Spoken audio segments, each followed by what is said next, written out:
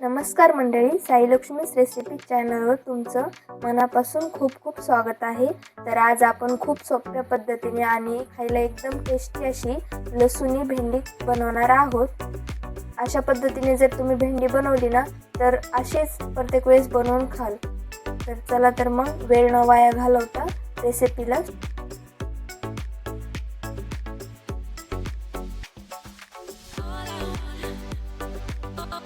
तर इथे मी स्वच्छ धुवून भेंडी घेतली आहे कापडाने कोरडी करून। तर आता हिला आपण कापून घेऊया। तर मागचा पुढचा डेट कापून घ्यायचा भेंडीचा। आपल्याला भेंडीचे 4 भाग करायचे आहेत। जास्त पण बारीक नाही कापायची आणि जास्त पण नाही मोठी ठेवायची, फक्त एका भेंडीचे 4 तुकडे करायचे। तर तुम्ही बघू शकता तिथे मी जसं कापते तसं तुम्ही पण कापून घ्या। तर आता आपली सगळी भेंडी कापून तयार आहे। तर आता फोडणीची तयारी करून घेऊया। तर इथे मी गॅसवर कढई ठेवली। कढई थोडीशी गरम होऊ द्यायची। गरम झाल्याच्या नंतर त्याच्यामध्ये थोडंसं तेल टाकायचं। तेल पण छान गरम होऊ द्यायचं। कढई गरम झाल्यामुळे तेल पण पटकन गरम होते। तर आता तेल आपलं छान गरम झाले, त्याच्यामध्ये अर्धा चमचा मोहरी टाकायची। मोहरी छान तडतडली की त्याच्यामध्ये अर्धा चमचा जिरे टाकायचे। जिरे पण छान भाजल्याच्या नंतर त्याच्यामध्ये आपण म्हणजे स्लाइस केलेले कट केलेलं लसूण टाकतोय। तर लसूण जास्त परतून घ्यायचा नाही, लगेच भेंडी टाकायची, कारण आपण भेंडी परतून घेणार आहोत, त्यामुळे लसूण पण त्याच्यामध्ये परतून जातो।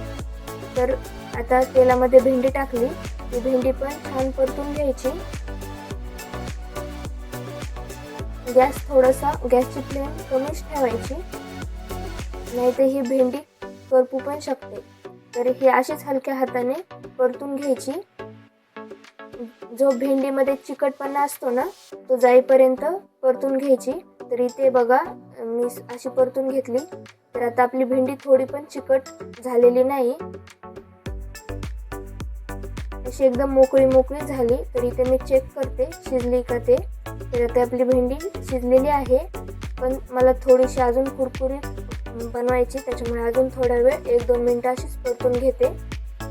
तर आता आपण छान परतली, त्याच्यामध्ये मसाले टाकणार आहोत। अर्धा चमचा मी इथे सब्जी मसाला टाकलाय, अर्धा चमचा गरम मसाला टाकलाय आणि पाव चमचा हळद टाकली आणि अर्धा चमचा धना पावडर टाकली। आता 1 चमचा भाजलेल्या शेंगदाण्याचा कूट टाकलाय।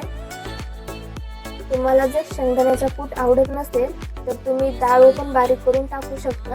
आता इथे अर्धा चमचा लाल मिर्च पावडर टाकली आणि चवीप्रमाणे मी इथे मीठ टाकले अर्धा चमचा। तर आता हे चांगलं मिक्स करून घेऊयात। तर आता इथे गॅसची फ्लेम कमी ठेवायची, नाहीतर सगळे मसाले जळू पण शकतात। तर हे चांगले मसाले मिक्स करून घ्यायचे।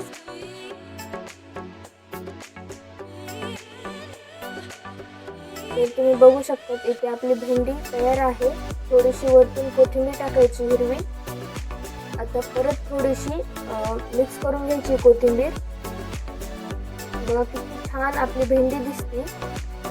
तर आपली भेंडी तयार आहे। तुम्ही नक्की करून बघा आणि कशी वाटली ते मला कमेंटमध्ये नक्की सांगा। व्हिडिओ आवडला असेल तर लाईक करा, चॅनलला सबस्क्राईब करायला विसरू नका। अशा सोप्या आणि टेस्टी रेसिपीसाठी पुन्हा भेटूया।